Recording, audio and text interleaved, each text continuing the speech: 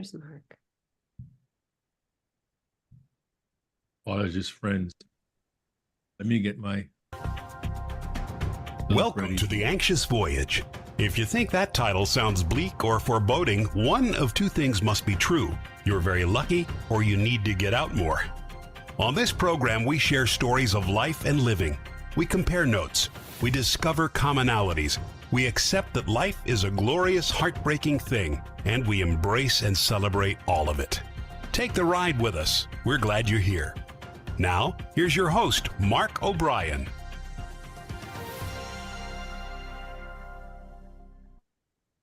Hello, everyone. Thank you for being here today with this cast of thousands.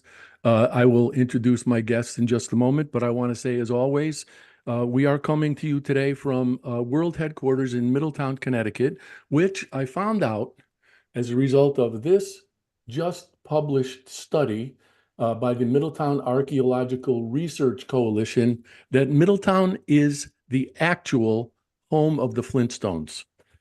Dabba dabba doo. Who knew? Oh, okay.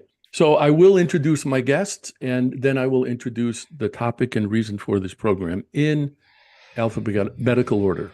Mark Brown is a certified speaking professional and executive presentation expert coach. Here comes my favorite part. Most important, he's been Andrea's husband for more than 40 years.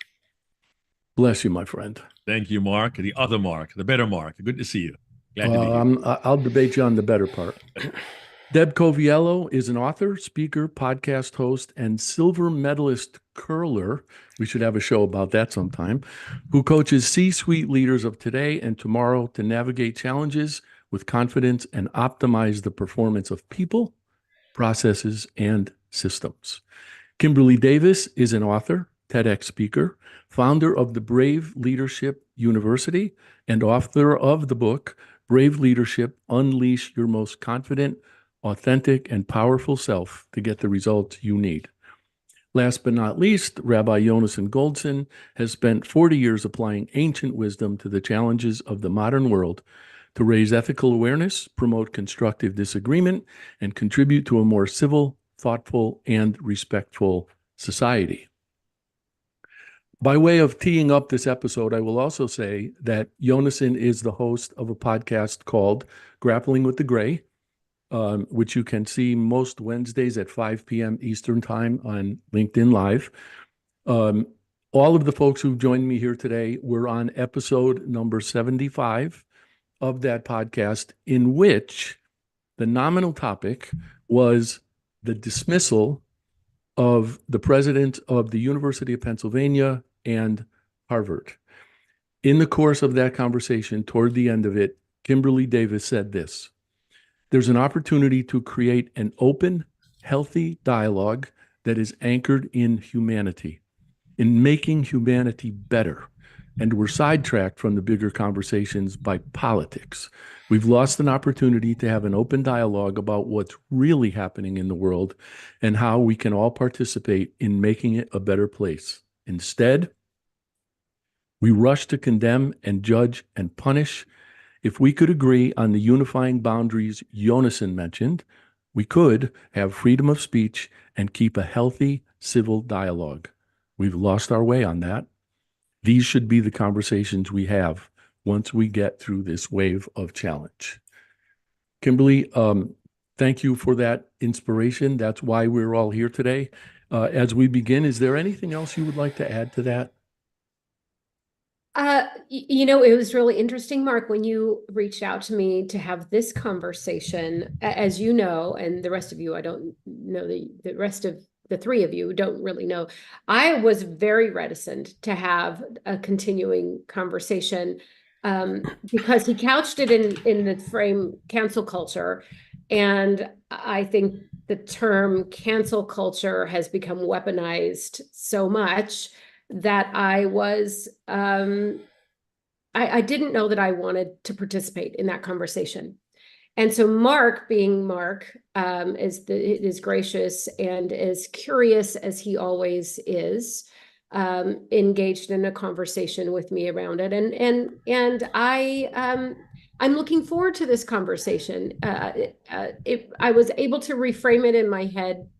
Well, we'll see. But for this moment in time, I was able to reframe it in my head where I think I'm ready to engage in a conversation around this in a more public format. But before I was, it's not someplace I wanted to go in a public way. Okay, all I can say, aside from thank you again for agreeing to come, Kimberly, is that it seems to me that what you suggested in what I just read was universally true and necessary.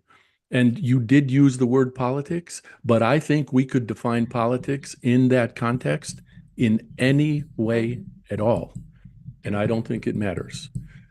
So given the fact that I would like this conversation to be as free-flowing as possible, and don't want to pick on anybody, but I will if I have to. As Yonason loves to say, the floor is open. So I'm going to jump in because I like to speak up, and I just want to echo what Kimberly was saying. I also, as a podcast host, sometimes play it safe when I bring on guests and I have particular topics because of fear, because of not knowing what might happen sometimes. And while this topic that we had the opportunity to speak about, anti-Semitism and the reaction to that of the public and individuals, could be any other thing for which we profile a particular demographic and put them in a box, because any one of us at any time in society could have been the recipient of ill speak or persecution or disadvantaged or what have you, because society, humanity needs to put people in a box and be able to point fingers at different things. It's a risky thing. On the other hand, I was so grateful that we opened up the conversation. It was healthy. We did share our viewpoints, and I'm very much looking forward to us being able to explore this. We should not fear as much having healthy dialogue. That's what humanity is about. Right. I just want to say, thank you for that, Deb. I may be tempted often to think of it in terms of polarization, meaning one side or the other, black, white, no middle ground.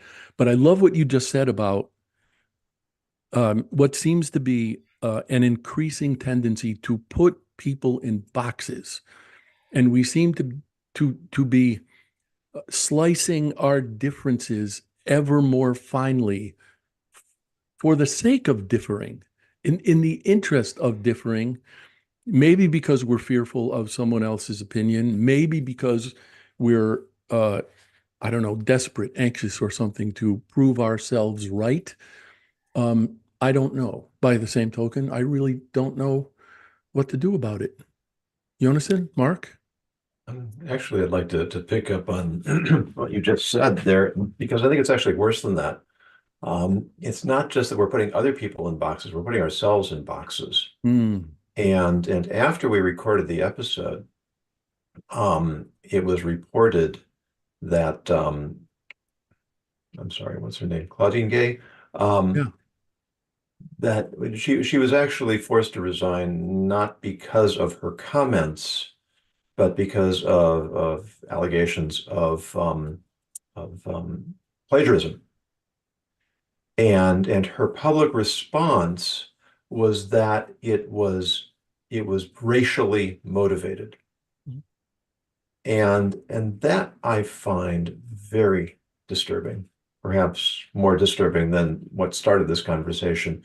You know, I've mentioned this before in a number of forums, that there are Jews who see anti-Semitism everywhere.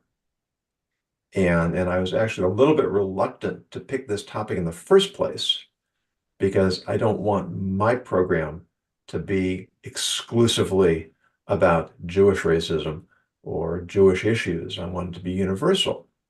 But I felt it was contemporary and it was relevant, and it crossed those boundaries.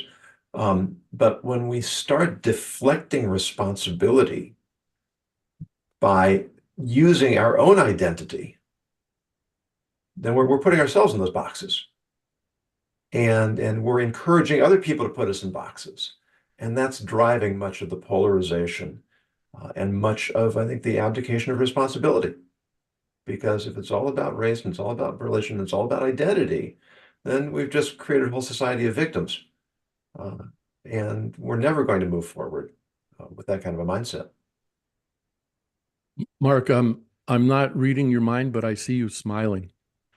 Well, Yonason brought to the table today the wisdom of the ages. I trust that does not indicate how old he is, or if he's aged. But he did highlight the word identified.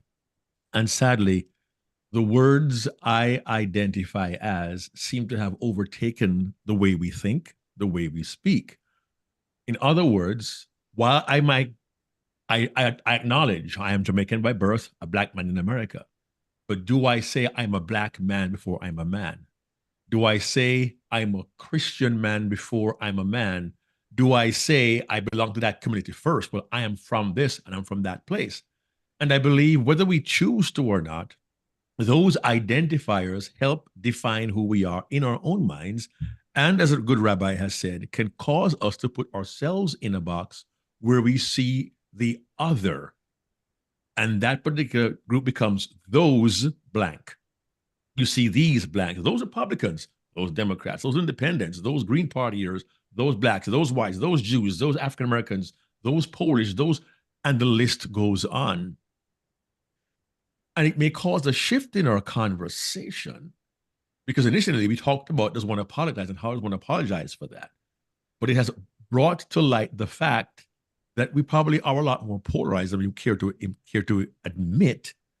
And it causes me a bit of concern in terms of holding up the mirror to myself. How do I see myself? How do I see others? And do I look at them through a particular lens first? Do I see Rabbi Yonason, or do I see my friend and brother, Yonason Goldson? This might be disturbing, but I feel very compelled to share this. I'm in my 60s, and my father in the 1960s, early 70s, was trying to teach me about idea of racism and how people look at each other. We're in Jamaica, and he told me the story of seeing a film that was made in 1955. It was called Bright Victory, and I forget who the stars were. I looked for this film for years. I finally found it last week, and there was one scene that my father told me about that I never forgot, and I found that scene literally last week. Black and white film, context, soldiers wounded in war end up in a military hospital for the blind. And Joe and Frank become friends, and they learn to walk and navigate with a cane. They're in the pool, they horse around, they have a good time, they go out together, and they learn to navigate life in this world of no sight. One point, they go out for the evening, have drinks, they're on the way back to the ward, and someone says, "Hey, we got a new guy coming in here. You know, he's an African-American guy, he's Black." And then Mike says, "What? I didn't know they had N-words in this ward." Oh.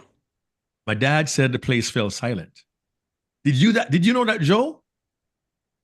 The place fell silent in the movie theater in Jamaica because Joe's African-American. Mike did not see him physically with his eyes. He had built a bond with a man who was in a similar position, who became a friend, and he couldn't see the identifier of skin color. And maybe I'm a dreamer, but I've spent several years talking with kids in schools, and I often say, I wish there were times we were physically blind and not see the differences, but see with the hearts that we have to come to acknowledge those who are different and find that common ground that we all should share. We're fighting for our lives in humanity. We're fighting for lives in this country. And we make more battles, and we find offense very easily, as a good rabbi has said, when if we would take time to seek to understand, to try to understand first, and to give people a chance to understand us, perhaps a level of discomfort that Kimberly has felt would dissipate. And we might begin to crack this nut that is so difficult for all of us to navigate right now. Those are my initial thoughts. And that suggests to me, Mark, another thing I probably never would have thought of were it not for this conversation. When you were talking about polarization, one of the very first things that went through my mind is, okay, given the way we identify, we could argue that polarization to some degree is a choice. But then I think about things that are simply true.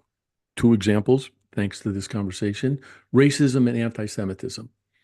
So, the idea that you might identify as a black man under those circumstances is rational and logical. And the idea that Yonason will identify as a Jew is equally rational and logical. So it seems to me you two may have something less of a choice. I was in a conversation once with, 20 or 30 other people on a Zoom call. And one gentleman in particular, whom I happen to know, said something that just ticked me off. And my first temptation was to say something. But my next realization was, I really ought to ask myself why I was ticked off, because I knew the gentleman who had said what he said, and I knew there was no way in the world he would say something to deliberately tick me off. So the reason had to be with me. So there's a line there. There's a balancing act to be done. And part of the challenge, of course, is to try to engage in rational discourse with people who aren't willing to share that desire. And then what? I'd love to jump in here and just contribute Please. a little bit, because again, it's a mindset. And Mark, thank you for continuing this conversation, because I think what we need to do is alter our mindset. Now, I will put it out there. I look like I'm female, and I am 58. I could claim discrimination and ageism because I was let go from my last role. And yes, there was a pity party. However, I look at it through the lens of, oh my God, look at this opportunity in front of me. I have an opportunity to explore the world and reinvent myself and seek to understand what it's like to be a business owner, a woman-owned business owner. What do I need to do sales and marketing? Just flipping the narrative of when we come into conversation where people have different perspective, seeking to understand, asking people why they think that way is so important. I even remember having a conversation with my children, and they said, Mom, why do you listen to that news outlet? It is so conservative and right wing. I'm putting it out there. I'm a Republican in nature. And then my children said to me, you should be listening to this, and you should be listening to this to get an alternate view of the world. Now, kudos to my children for managing up and giving me the feedback. There is promise in this world that the younger generation have perspective, and we, as an older perspective, not ageism or over the hill or what have you, need to listen to the voices. These voices need to be heard. They want to be respected. We can learn, but it's all about starting to seek to understand one's perspective, and we may or may not like it. But again, it's about continuing the humanity of conversation. Without it, we cannot evolve. And I'm afraid if we shut down conversation, humanity is going to implode like a dark star rather than grow and evolve the conversation to maybe something that's better. Well, and I think the key is how do we continue to cultivate intellectual curiosity about one another and about the different issues that we're facing as in the world. I mean, as what my friend Mike likes to say, we're all in this soup together, right? This globe, we all share this globe, and we're all in the soup together. So we have to find a way to play nice in the sandbox, even though we struggle to do so. What we are is to simplify our understanding, we put things in boxes. That's natural human behavior, but we are all so much bigger than any box can contain. There's so much more complexity than any box can contain. And that's true of issues as well, right? And I think that's where I was really struggling with Yonason's conversation. Can you not say, and this is where the whole Mark Brown's term of cancel culture was coming up. Can you not say at the same time, hold two divergent ideas where there's tension in these ideas? Because that's the struggle we are facing as human beings, is there is tension in almost every different idea, because there is no black and white in the world. There's no right or wrong. So can you say it is absolutely deplorable what happened on October 7th, that you condemn that without any question, and at the same time have empathy for what the Palestinian people are going through and look at the history? Can those two divergent things not live together? And that's where cancel culture comes in, because we're saying, no, they cannot. You have to take a side. You cannot have empathy for one side and agree with another side. That you have to, and I find that is where we are failing as a human race, because nothing fits in a box. Everything has context and history, and we are all way more complicated than just a simple, this is who I am, and this is what I do, and this is where I live, and this is the color of my skin, and this is what I believe. Because it is not that simple. And yes, we are trying to understand an immense amount of complex information at one time, but we are stuck in our echo chambers. With the advent of social media, all we hear is our same opinions. And if we do not cultivate intellectual curiosity and a hunger to understand the complexity beyond our simple boxes, we are really going to be in trouble. I really, especially on that passionate note, Kimberly, I don't want to break here, but we need to. We're going to take our first commercial break right here. We'll be back in 3 minutes. Keep it where it is.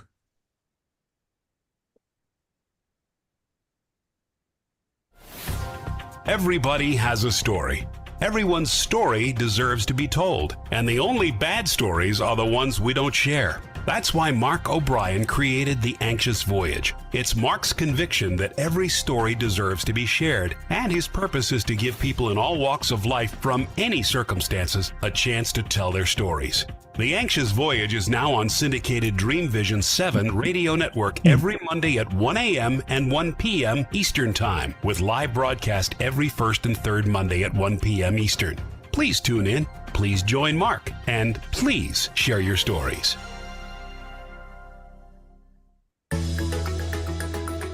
Ever wonder what it's like to have your own radio show? Well, wonder no longer, because you can dip into the radio airwaves by being host for the day on syndicated Dream Vision 7 radio network. It's a fabulous way to get your radio feet wet. It's an opportunity to market your business, modality, or book. Have a guest, mention a sponsor, and take callers. Or you may want to facilitate a lesson by going solo. It's up to you. Listeners can be online, mobile, in cars with Bluetooth, or listen through Amazon's Echo by asking, Alexa, play Dream Vision 7 Radio Network. For more details, go to dreamvision7radio.com and click on Host for the Day.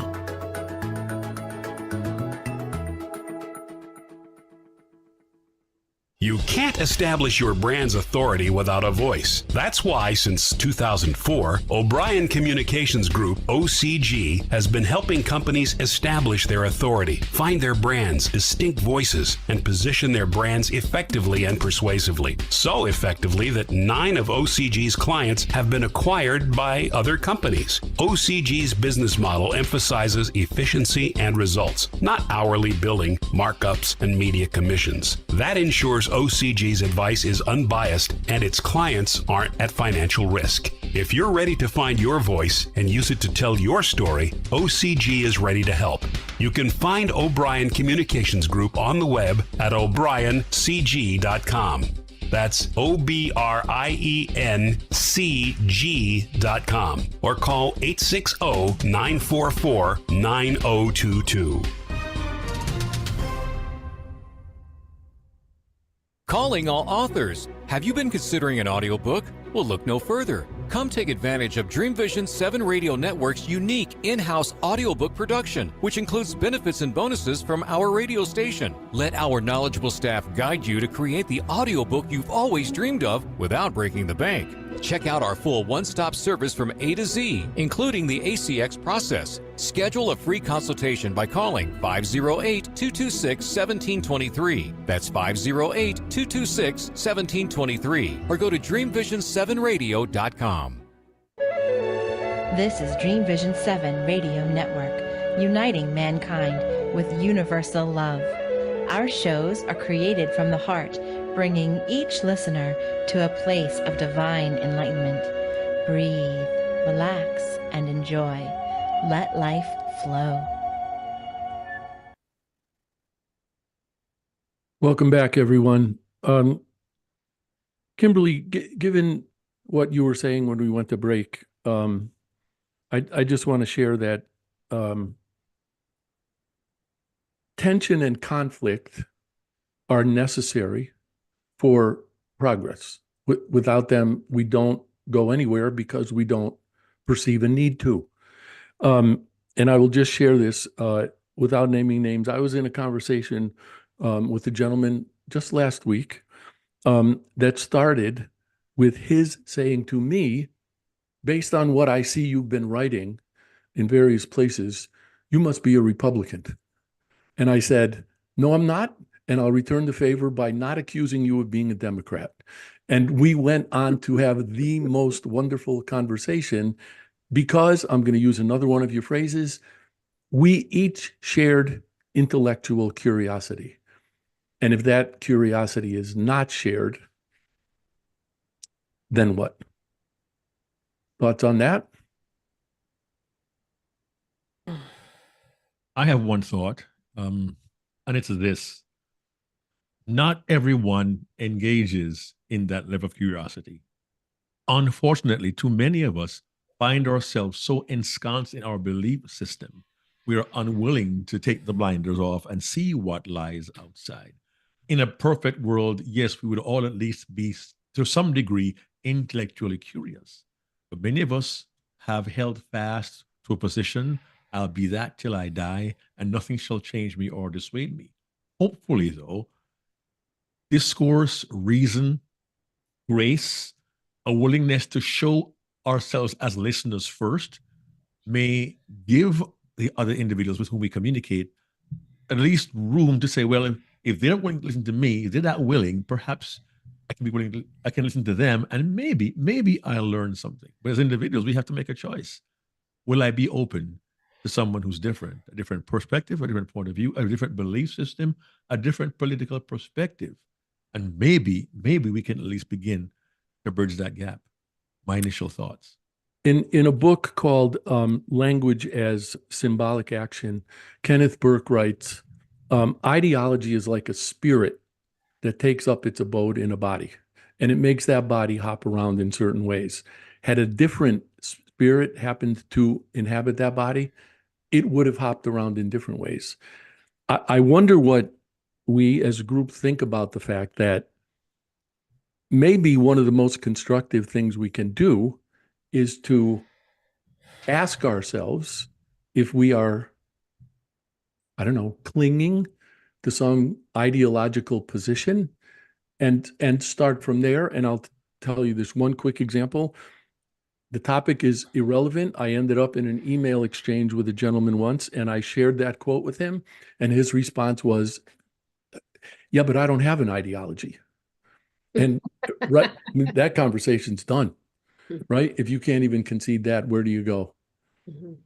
Carl Jung said that people don't have ideas; ideas have people, and that's actually being borne out. I've heard that our personality types have a significant influence on the way we look at the world. So people who tend to be more open tend to be more liberal. People who rank higher for conscientiousness tend to be more conservative. Then add to that our environments, our parents, our schools, our teachers, our friends. And by the time we're adults, we think we have developed our own way of looking at the world. But really, so much of it has been shaped by external factors or non-conscious factors. And that's why, in my ethics acronym, I is inquisitiveness. I can't use it for curiosity because I need the C for courage. And those two go hand in hand. It can be scary to expose ourselves to ideas that threaten our worldview. It's a lot easier to simply dig in our feet, plant our flag, declare this is the way I see things. And now I have no obligation to look at things in a different way. No responsibility any longer, because now I've declared. I know I'm on the right side. Yeah, There's this fantastic article I read only 2 days after your podcast, Yonason. I was so sad that I hadn't read this before your conversation, but there's a New York Times article by Stephen L. Carter, who's a law professor. Oh yeah. And did you read that article? It was No, but I've read a lot of his good. work. He's a law professor at Yale. Yeah. And he writes about how critical it is that universities have the ability to foster divergent thinking and conversations, and that it's important to be able to allow students and professors to be able to chew on these really tough subjects. And one of the things I really love that he talked about is how we want to invite students, and I would extend this to all human beings, to try on different things. Does this fit me? Does this fit me? Does this fit me? And I remember, I moved from Seattle to Dallas in about 2006. Very, very different cities, very different political climates. I was very much right in my position on things when I moved to Dallas. And by being right, I meant correct, not so. I was a lone wolf in Dallas in the way I looked at the world, having come from Seattle. And I remember perhaps having a glass of wine too many, and having neighbors over, and we were having political discussions, and I was very self-righteous in my beliefs and probably said some hurtful things. And the next morning I woke up and I had this kind of epiphany. And that was that the thing that up until that point in time that I had decided was correct was that the reason I did not at that time agree with conservatives was because I believed that they were intolerant. And how could, and this is where it goes back to what you're saying about openness, right? So I believe they were intolerant, and that's wrong, and we should all be tolerant. And then I stepped back from it. I went, wait a second, how am I any different right now? I was being completely intolerant of this intolerance, right? And I think it was the first time in my life, and that was, quite some time ago, the first time in my life, I had this wake-up call that went, wait a second, I am no different, and I need to really examine the decisions I've made about other people, because my decisions are likely in error, because I wasn't seeing myself. You can't see the forest for the trees. I wasn't seeing myself in the conversation. Let me just make a little commercial that I quote Stephen Carter often, and he two of his books in particular, one's titled Integrity, one's titled Civility. Yeah. They should both be on everyone's review. His stuff is amazing. Yeah. Amazing. Yeah, Deb, excuse me. And I'm going to come back to the thing that's dividing us is the fact that we don't talk to your point about civility and intellectual curiosity. I think we should probably start making that a platform for which we join together the different cultures or backgrounds of people. But I will say, this is a question I have back to the group. When we think about survival, when all we're seeking were shelter and protection and food and stuff like that, cultures or communities self-preserve each other by staying close, and everything outside of that is bad. I remember even my parents telling me, you need to stay in your lane with your religion and with your kind, because people will persecute you. You are different. They are different.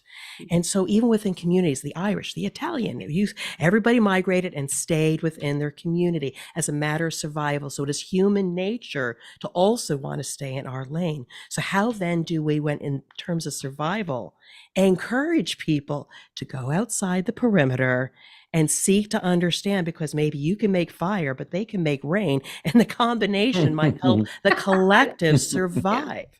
It's human nature we're fighting against here. There's another book you can add to your list, Mark. It's called The Big,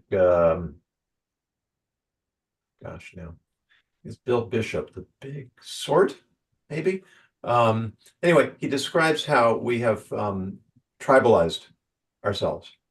That even though presidential elections are typically almost 50-50 in population vote, But when you go county by county, many of them are landslides. Right. We are sorting ourselves into enclaves, ideological enclaves. And the problem is exactly what you just articulated, Deb, is that we close ourselves off from recognizing that famous quote. I don't know anybody who voted for Richard Nixon. We need each other. Right. Different ideologies need each other to keep ourselves balanced and honest. Well, I suspect that most people don't think that way about balance. And Yonason, if you happen to think of the name of that book and that author, if you would send it to me. Anne is so beyond being worried about the size of my Amazon wish list. I'll just put it on there. It won't matter. Kimberly, I want to reward your vulnerability by sharing this story with you. I was at one point within the past 6 years or so, executive director for a literacy volunteers organization. Mm-hmm. So being sort of naturally right-leaning, the whole idea that a lot of the people that we were tutoring were likely in this country illegally started to bug me a little bit. But I came to the realization that every stereotype breaks down at the level of individual. That's right. Yes. And that once you get there, lugging those stereotypical things around becomes next to impossible. And that became so true that I was approached by another community organization in the same town where I was executive director. And a woman from that organization wanted to publicize some of the work of the students. And I said, absolutely not, because I won't expose them. I don't know what their circumstances are. I don't know the circumstances under which they came to this country. It is part of my responsibility to make sure they are protected and at the very least not exposed. If you had told me before I took that position that I would have done that, I would have said, what are you, nuts? Complete reversal. Yeah. Yeah.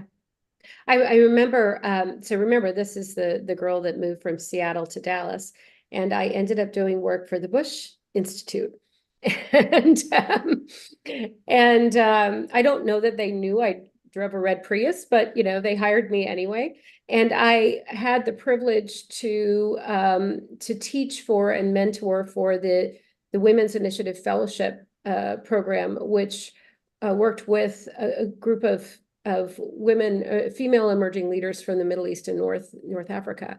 I would say probably 80 to 90% of the women in that room were of Muslim background. And it was the first time I had known, I'd never met someone who was Muslim. And then I got the great joy to be a mentor to two remarkable women. And what just struck me, it was, we're the same. Like the things that scare us are the same. The things that we hunger for are the same. The things that we love are the same. We were the same. We were the same. And I think that's what travel does, what intentionally meeting other people does, is it forces you to take the blinders off and see the commonalities that we all share. And to Mark Brown's point earlier, is that if you know someone, and this echoes what you were saying too, Mark, if you know someone, you can't hate up close. Hate is from a distance. Agreed. It's depersonalizing and objectifying. Right, exactly. At this point, I'm sorry, we need to take our second commercial break. We'll be back for segment 3 in 3 minutes. See you then.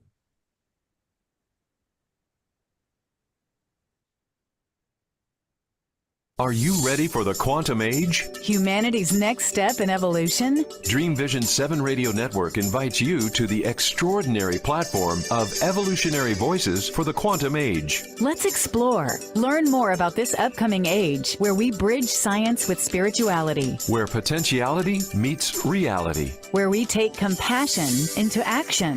Our trailblazers and visionaries will ask the whys, the what ifs, while igniting continuous possibility. Come along with us into an age beyond what we know today, where we can grow together in unity consciousness. Experience evolutionary voices for the quantum age, Monday through Friday at 8 a.m. and 8 p.m. Eastern on DreamVision7Radio.com. You can't establish your brand's authority without a voice. That's why, since 2004, O'Brien Communications Group, OCG, has been helping companies establish their authority, find their brand's distinct voices, and position their brands effectively and persuasively. So effectively that 9 of OCG's clients have been acquired by other companies. OCG's business model emphasizes efficiency and results, not hourly billing, markups, and media commissions. That ensures OCG's advice is unbiased and its clients aren't at financial risk. If you're ready to find your voice and use it to tell your story, OCG is ready to help. You can find O'Brien Communications Group on the web at o'briencg.com. That's OBRIENCG.com or call 860-944-9022. Calling all authors. Have you been considering an audiobook? Well, look no further. Come take advantage of Dream Vision 7 Radio Network's unique in-house audiobook production, which includes benefits and bonuses from our radio station. Let our knowledgeable staff guide you to create the audiobook you've always dreamed of without breaking the bank. Check out our full one-stop service from A to Z, including the ACX process. Schedule a free consultation by calling 508-226-1723. That's 508-226-1723. Or go to DreamVision7Radio.com. Everybody has a story. Everyone's story deserves to be told, and the only bad stories are the ones we don't share. That's why Mark O'Brien created The Anxious Voyage. It's Mark's conviction that every story deserves to be shared, and his purpose is to give people in all walks of life from any circumstances a chance to tell their stories. The Anxious Voyage is now on syndicated Dream Vision 7 Radio Network every Monday at 1 a.m. and 1 p.m. Eastern Time, with live broadcast every first and third Monday at 1 p.m. Eastern. Please tune in, please join Mark, and please share your stories. This is Dream Vision 7 Radio Network, uniting mankind with universal love. Our shows are created from the heart, bringing each listener to a place of divine enlightenment. Breathe, relax, and enjoy. Let life flow. Hi, welcome back. I was taking the time during the break to figure out what to do in this last segment, and I'll tell you why. Because I usually have one guest, and I can usually wait till the end, and then I can say, well, tell people who are tuned in today how they can get a hold of you.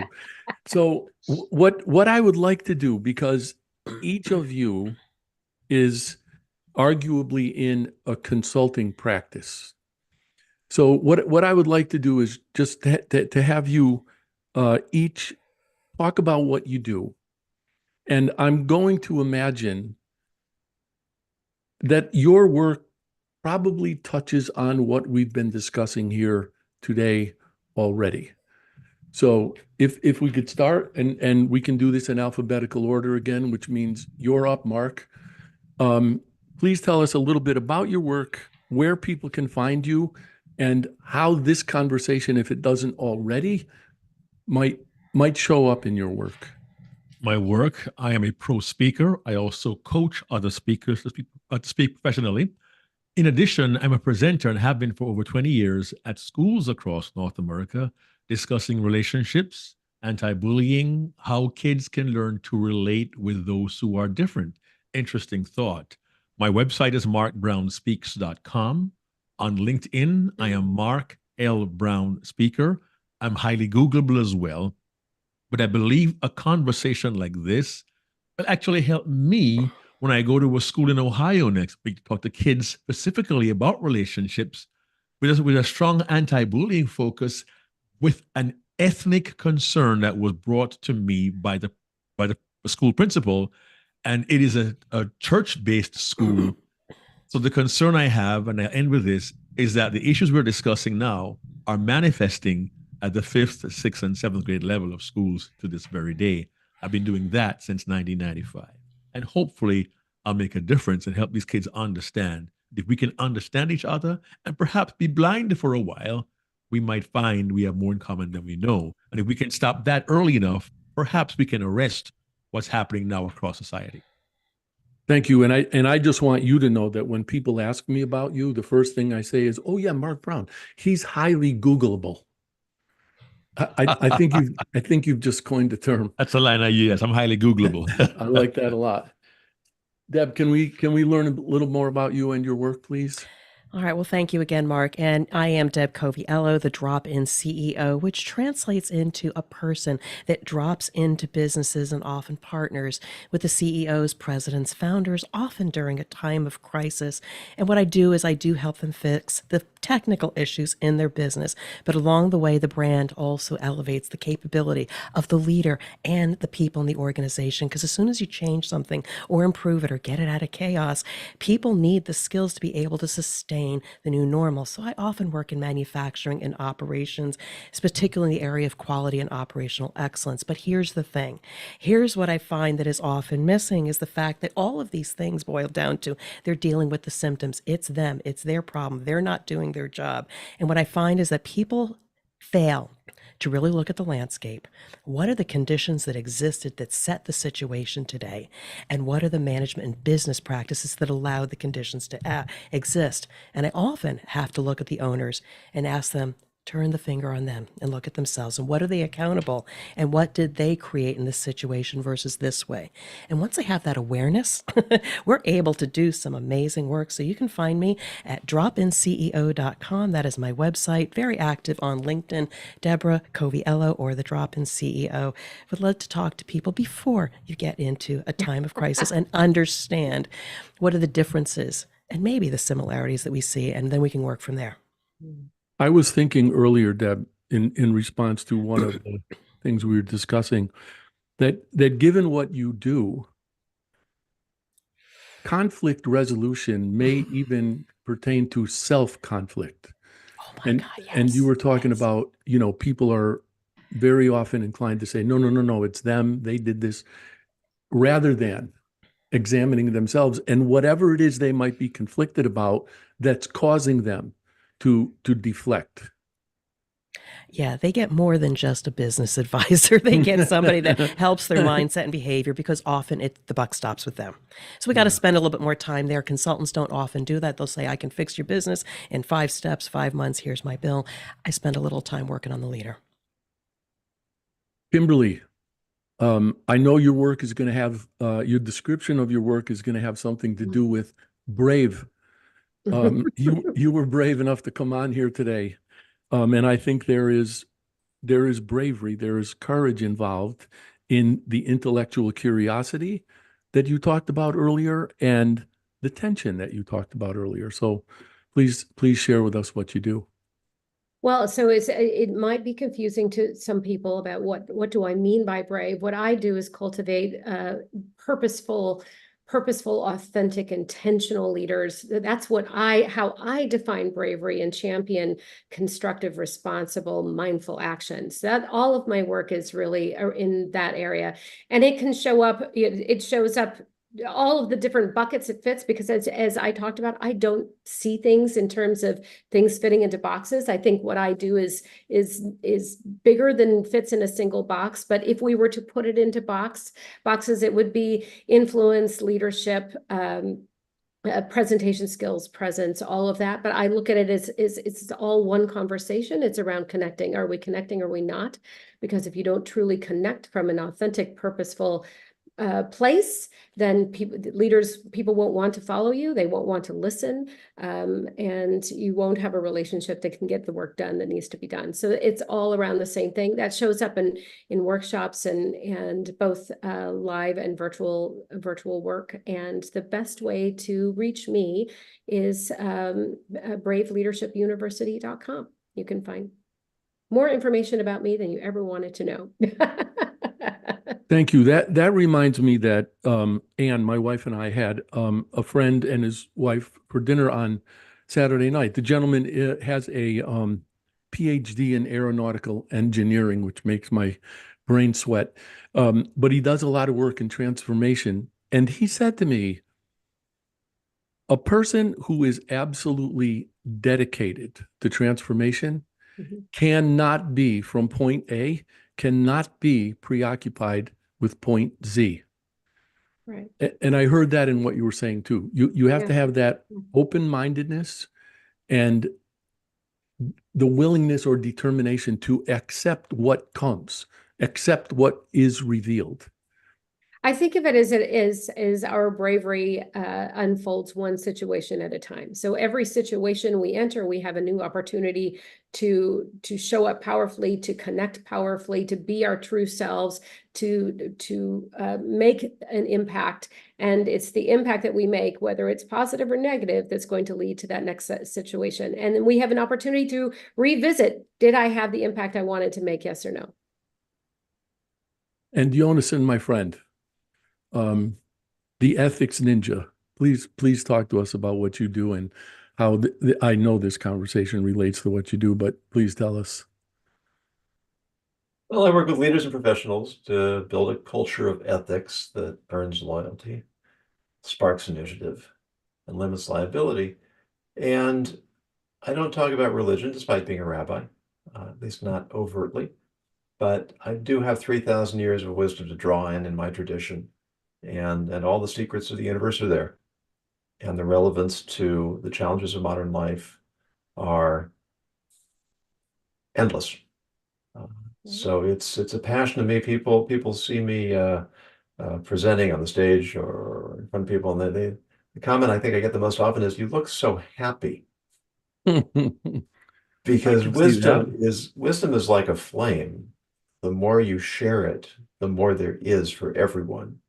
You give it away without giving it up.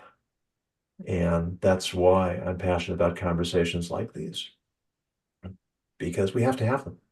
There's too much pontificating. There's too much ideological noise, and the willingness to look at others, look at ourselves, and have conversations that challenge us to stretch, to think. You know, people ask me about the name ethics ninja. Isn't that an oxymoron? And I say not necessarily, because what are ninja? They live in the shadows. They live in the gray areas, and they engage in asymmetrical moral combat. Ooh. We want to use the arguments of others when the way Socrates did. You know, he didn't tell anybody anything. He just asked questions that led them to places they didn't want to go. Now, it didn't work out very well for Socrates in the end, but I was going to say. There's a Yiddish proverb, nobody ever dies from a question. Well, maybe there's one exception to that. But the willingness to explore, to revise, to revisit, that's where the nobility of the human being emerges. And that's what I think we need to be promoting as much as we can. And people can find you where and how? Ethicsninja.com is my website, and very active on LinkedIn. I won't say I'm the only Yonason on LinkedIn, but if you type in my first name, you're likely to not find too many of us. And could you please remind me, I only got part of it. What was your phrase? Asymmetrical moral what? Combat. Wow, I love that. So I'm sure to varying degrees, all of you know, or at least suspect by now, that I'm completely shameless. So when I steal that, Yonason, I will give you a footnote, I promise. I tribute. Always a Get tribute. 15 That's all. cents for royalties. yeah, well, I'll see what I can cough up.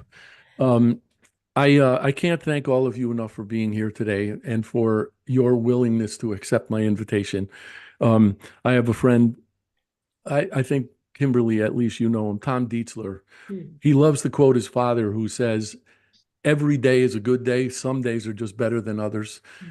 Every one of these programs is special, but some programs are more special than others. So thank you for this very special program. I appreciate it. And I sincerely hope we might be able to do this again, because I wrote in a promotional post on LinkedIn last week that I wasn't entirely sure we could solve all the problems in the world today, but we would at least take a constructive step. So maybe we can all come back and take another shot at it. But I thank you very much. Thank you, Mark. I will be back live for the rest of you 2 weeks from today, the 19th at 1 p.m. Eastern. I thank you for being here today, and I hope to see you on the 19th. Thank you all. Blessings Thank all. you. Thank you, Mark. Thank you. Bye-bye. Thank you for tuning into The Anxious Voyage, the program dedicated to sharing stories, helping people, and celebrating life.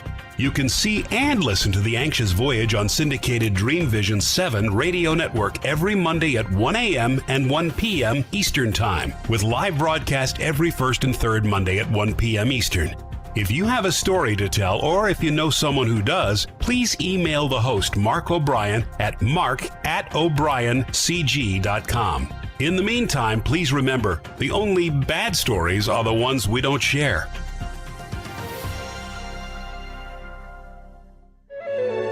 This is Dream Vision 7 Radio Network, uniting mankind with universal love.